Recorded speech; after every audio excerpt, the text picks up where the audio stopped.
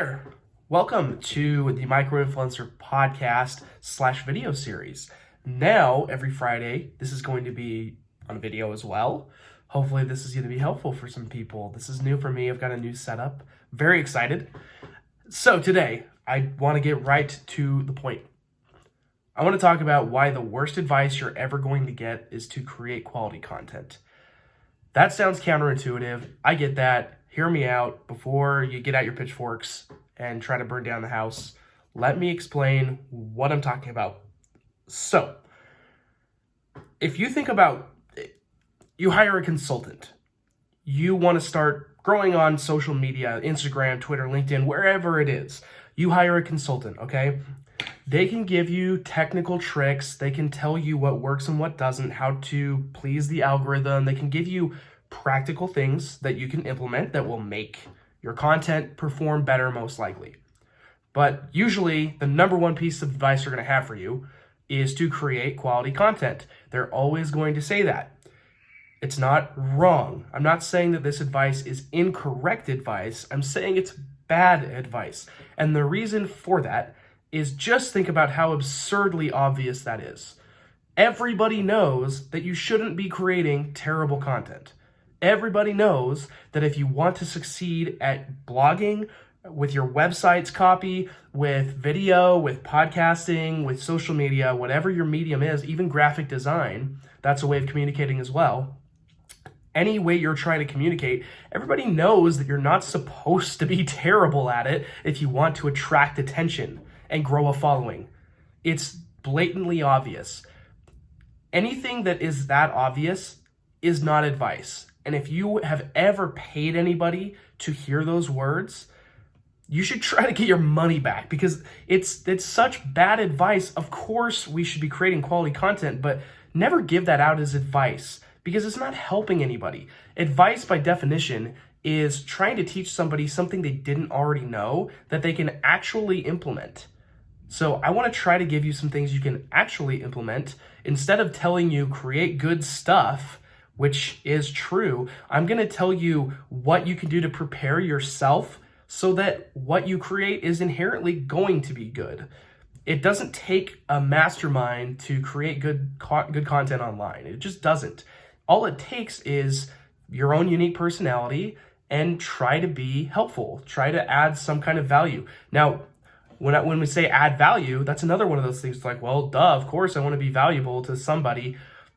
Let me explain a little bit of what that means. It doesn't just mean that you are breaking news and that you're telling people something that they've never thought of before. It's really rare that you're ever going to communicate a thought that somebody else hasn't already communicated. Not that you're stealing that idea. It's just that there are so many people on this planet, so many people that have already existed that have had really good ideas. You're not the first person that's ever thought of your idea. I guarantee it. So with that said, how can you actually create good content if all the good ideas are quote unquote taken? Well, it's not just about coming up with brand new ideas. It's almost impossible. You can add value by being funny. You can add value by being a little bit obnoxious if people are into that. You can add value by expanding on ideas that already exist. Or yeah, you can try to come up with new ideas and expand on those as well. Definitely don't, I'm not recommending against that. It's just, you're always going to have some kind of idea that's similar out there already. So instead, try to find ways you can add your own personality to it. That's the best way to go about it. So that's number one for prepping yourself to create good stuff online.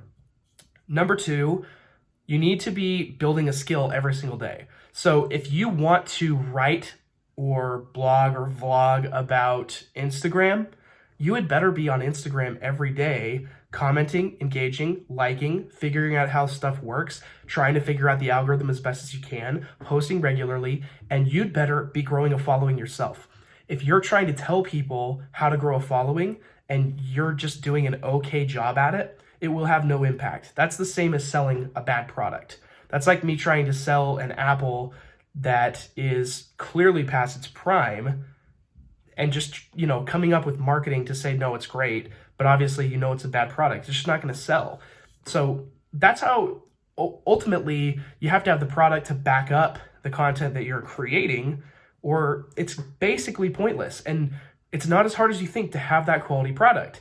Just work at it every single day. If you do something every day toward that, over time, not only will you just get inherently better at it because you're doing it in a pattern, but you're also going to have a desire to learn more, to do more in that sphere. So that you'll build some momentum, kind of a snowball effect on that. And then my final piece of advice would, again, just, yes, do seek out those technical things as well, the tactical advice, because that's ultimately, if you're working with a consultant or talking to somebody and trying to pick their brain, if they're worth their salt in their subject, they should be able to give you tactical advice, not just theoretical advice. Theoretical would be create good content. Tactical would be, if you're posting on LinkedIn, try to break your sentences up into smaller sentences so that they're easier to read. That's just how people read now. Or another tactical thing would be, don't overload with hashtags and tagging people. Try to keep it really relevant, but maybe 2 to 3 hashtags is okay, because hashtags aren't quite as big a deal on LinkedIn as they are on Instagram. Those things are tactical, technical, and practical. You can actually implement them yourself. There's no way that you'd be able to implement the advice to create great content because you already know it and it's open-ended and doesn't mean anything. It's meaningless. So the next time you hear somebody say, create great content, or anything that's general like that, add value, things like that, encourage them. Don't be a troll, but encourage them to start thinking deeper than that, because that's how ideas are going to spread for you, is by going deeper. And that, again, does not mean that you need to be the first to that idea or even the best. You just have to be willing to be available to talk about that idea. That's the biggest key in content creation, in marketing, pretty much in any skill, is availability. That's the best ability. If you're not there every single day doing something in your subject, you're already behind. That's point number one. So if you want to create quality content, I'm making air quotes, well, start creating content for yourself, and you're going to start out being pretty bad at it if you're just starting at zero. Be okay with that. Learn from it. Be proud of that, so that a year from now you can look back and say, man, I was really bad. I've learned so much. And then share what you've learned in that gap. That is great stuff.